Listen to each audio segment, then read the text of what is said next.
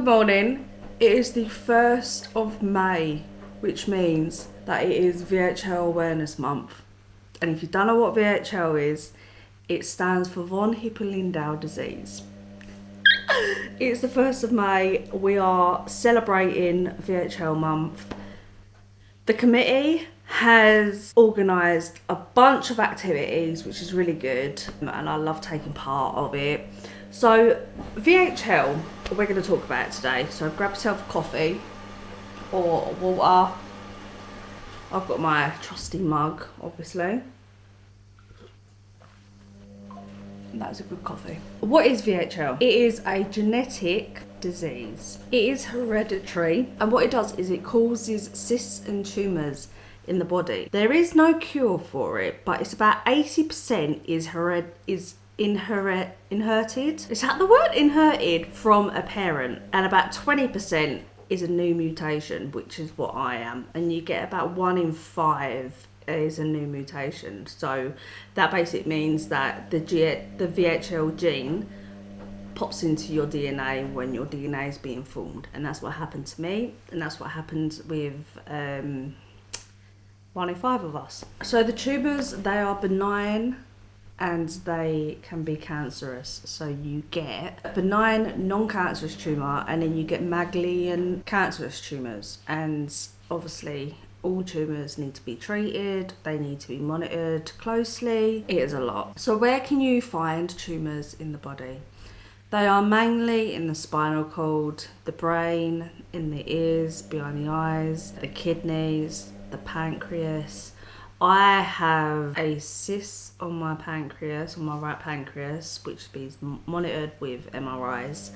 I had leaking tumours behind my eyes, which I had them lasered off, which made them stop leaking. I did think it affected my eyesight, so now I am a fully glasses wearer. I have tumours all along my spinal cord. They're just like little ones dotted along my spinal cord. They get closely monitored as well. I did have a tumour in my C1 to C4 area, so about here at the back, this tumour was a hefty fucker. It was big. It started off about 3 centimetres when they initially saw it, and it was slowly like killing me. It was slowly taking my body. I found out that I had a tumour, which they just thought it was a normal hemangioblastoma, benign tumour. They just wanted to simply remove it. And when they went to go and remove it in 2018, I was under in the operating table, and they saw that the tumour was just covered with blood vessels, and they couldn't find out. They didn't know what they were doing. They couldn't. They didn't know if they could touch it, if the vessels were feeding the tumour. They didn't do much research, which they should have done. So they closed me up, and they said that they're going to do more investigating. So I had loads and loads of tests, and then I had the blood genetic testing of VHL. They wanted to find out if that was the cause of it, which obviously it did. It come back positive. So then I was diagnosed with VHL in 2018, early 2019. So I was like, okay, right, let's deal with this. I didn't know what my washing machine. I didn't know what to really look for. I didn't really know what I was looking into. I didn't know what was coming my way, let's just say that. We left it.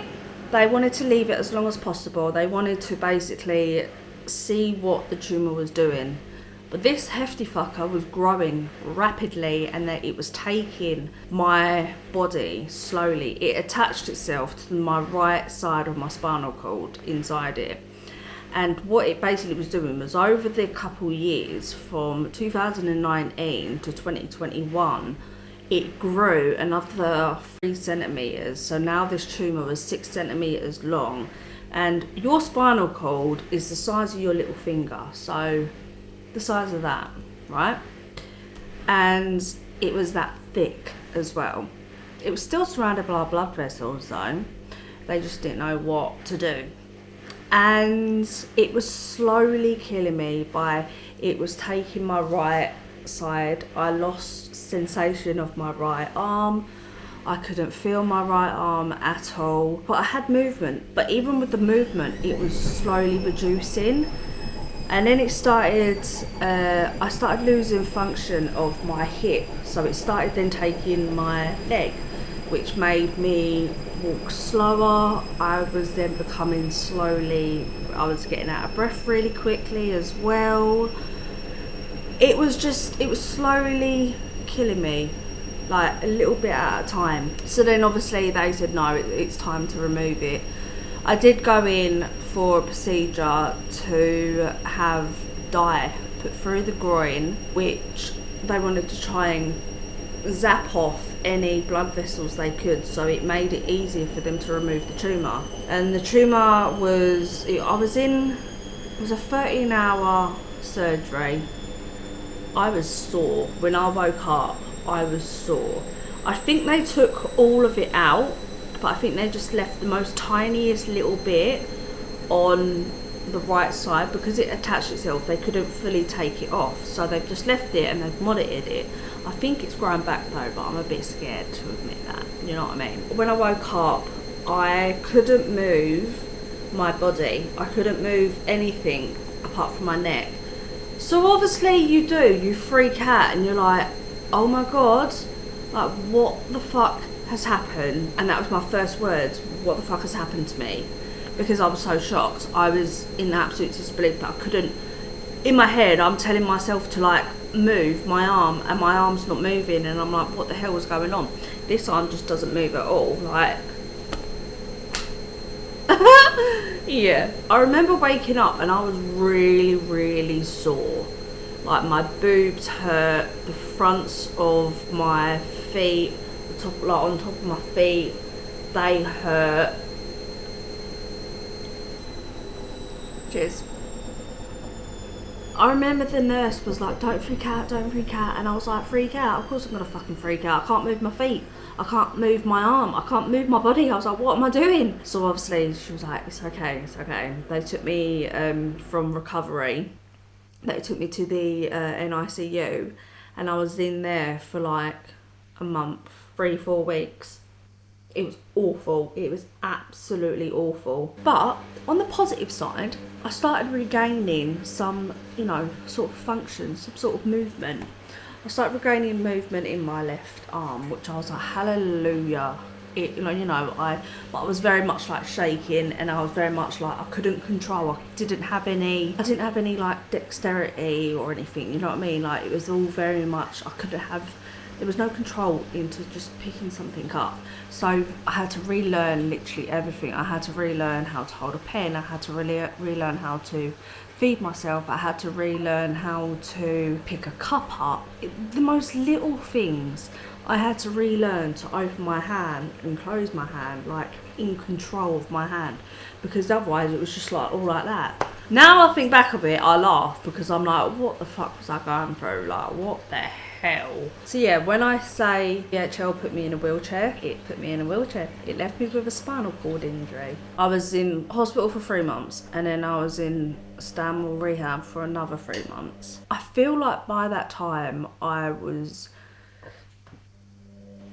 done with life. I was so depressed. I just wanted my normal life back. I was so in denial of how this new life I have, I didn't want it. I was very, very like rejected.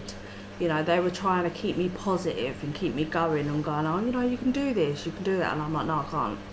I can't do this, I can't do that because I'm in a wheelchair.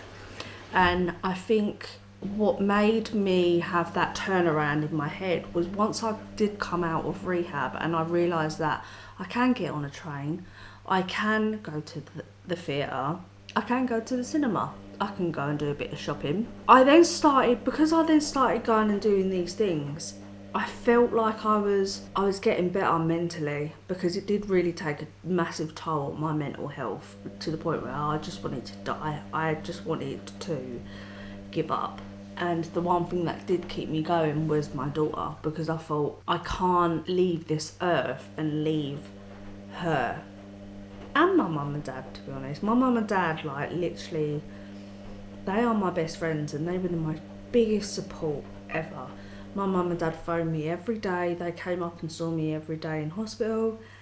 And, you know, they did come when they could come up and they could visit me at Stanmore. They did. So I will be forever grateful to them for literally picking me up when I was down. They are just... The relationship I have with my mum and dad is so special. It's something that I never thought I'd ever get back. When I was able-bodied and I was going through a bit of rough time, my relationship with my mum and dad broke down completely, and there was no relationship there.